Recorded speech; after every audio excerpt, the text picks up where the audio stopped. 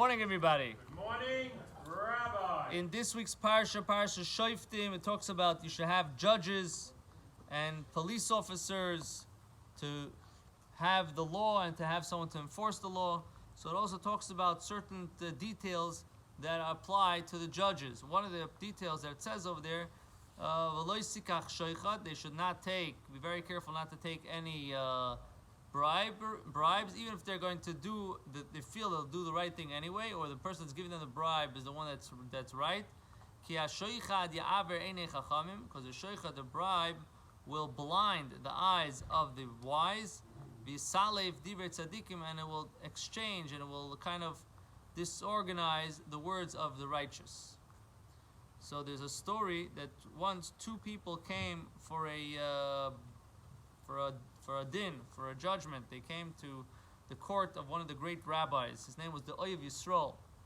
He lived in the late 1700s, early 1800s. He was a great rabbi, and he was a Talmud of Rabbi Elimelech of Lezhensk.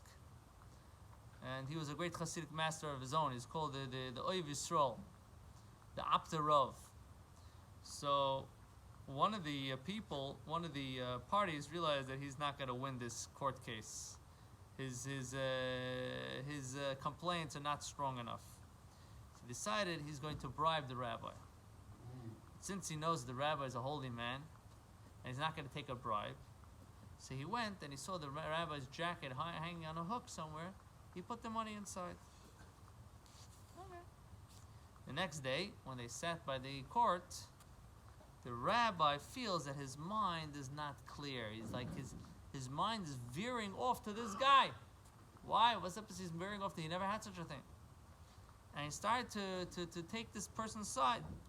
So the rabbi said he had to excuse himself. He can't judge today.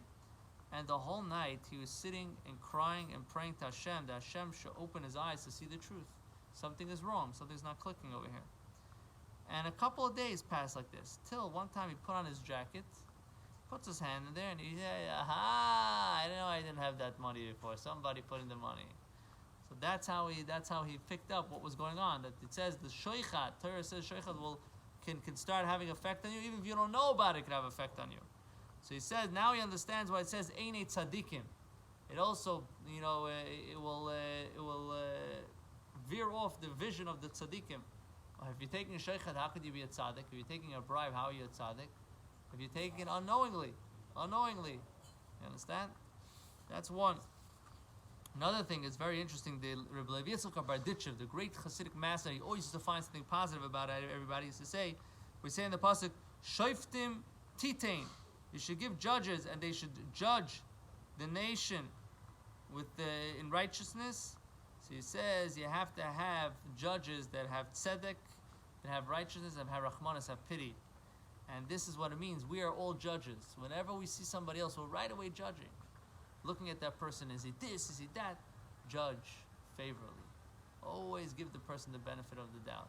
Always try to find an excuse for the person. You never know till you know the real story.